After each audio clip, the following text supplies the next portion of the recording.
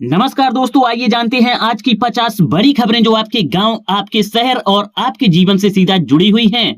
खबरें जानने से पहले नीचे कमेंट में बताएं कि आप ये वीडियो किस जिले से देख रहे हैं और चैनल को भी सब्सक्राइब कर लें। तो चलिए फटाफट अंदाज में आज की 50 बड़ी खबरों पर नजर डालते हैं।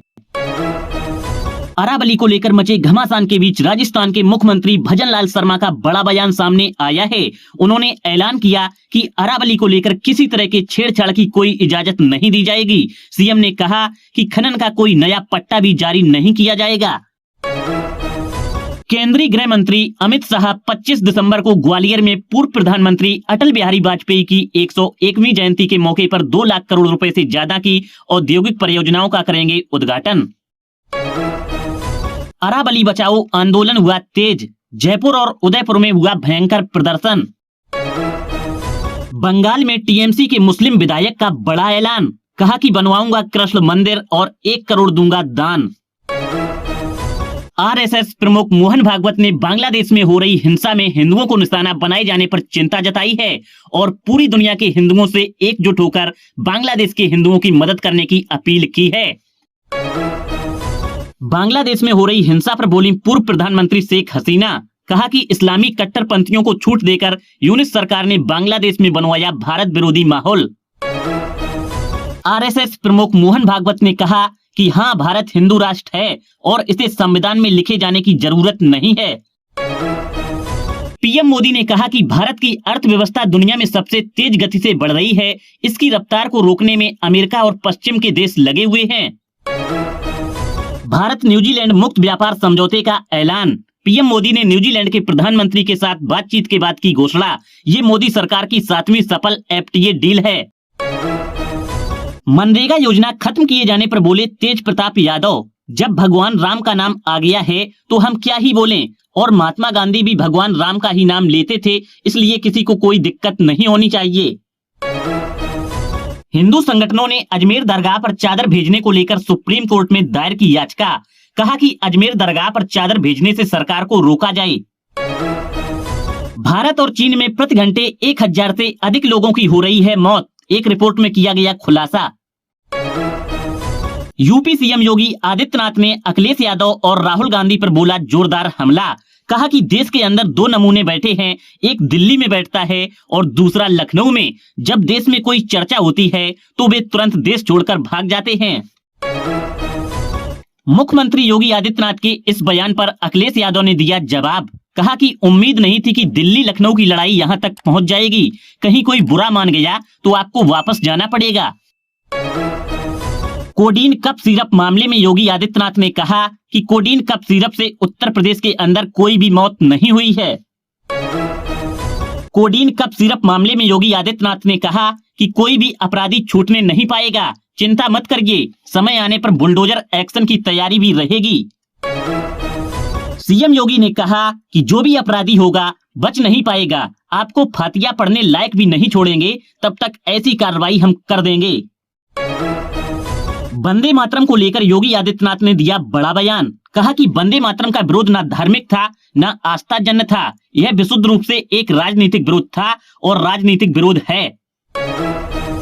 वंदे मातरम को लेकर योगी आदित्यनाथ ने कहा कि ये विरोधी चमचे वंदे मातरम का विरोध करते हैं, जबकि जिन देश वीरों ने, जिन क्रांतिकारियों ने हमें आजादी दिलाई, उनकी फांसी के दौरान जो अंतिम शब्द थे वो वंदे मातरम ही थे। उत्तर प्रदेश में भयंकर सर्दी और घने कोहरे के चलते वाराणसी और पूर्वांचल में 24 दिसंबर तक स्कूल बंद किए गए। बांग्लादेश हिंसा में मारे गए हिंदू युवक के भाई का छलका दर्द, कहा कि भारत जाना चाहता हूं, बांग्लादेश में सुरक्षित नहीं हूं। मध्य प्रदेश के पूर्व सीएम शिवराज सिंह चौहान ने कहा कि हर बहन लखपति दीदी बने, इसके लिए हम कोई कसर नहीं छोड़ेंगे।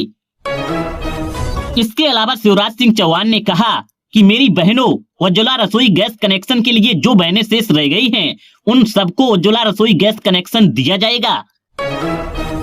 शिवराज सिंह चौहान ने कहा कि विकसित भारत जी राम जी योजना के लिए प्रशासनिक व्यय 6% से बढ़ाकर 9% तक कर दिया गया है, ताकि रोजगार सहायक, पंचायत सचिव और तकनीकी स्टाफ के वेतन में कोई भी परेशानी न आए। आम आदमी पार्टी सांसद संजय सिंह ने कहा कि लोकतंत्र की असली ताकत जनता का वोट है। जब वोट पर खतरा है तो संघर्ष जरूरी है। आम आदमी पार्टी ने बीजेपी सरकार पर लगाया बड़ा आरोप, कहा कि बीजेपी सरकार ने मोहल्ला क्लिनिक बंद कर दिए हैं। आम आदमी पार्टी सांसद संजय सिंह ने कहा कि भाजपा को आरएसएस संघ ने पैदा किया है। क्या आपने कभी संघ को भाजपा की बुराई करते हुए सुना है? संघ और भाजपा में कोई फर्क नहीं है।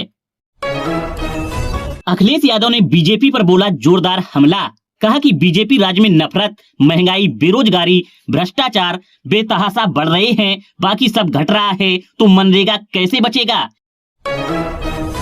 आम आदमी पार्टी ने मोदी सरकार पर लगाया बड़ा आरोप, कहा कि आदिवासियों के विकास का फंड समाज के बच्चों की शिक्षा पर खर्च न करके मोदी जी की अयासी पर उड़ाया जा रहा है।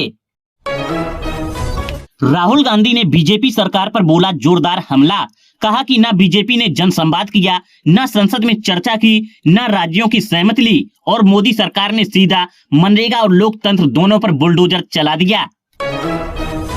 कांग्रेस पार्टी ने बीजेपी सरकार पर बोला जोरदार हमला, कहा कि रेल मंत्री का कहना है कि किराया बढ़ाए जाने से रेलवे को 600 करोड़ रुपए का मुनाफा होगा।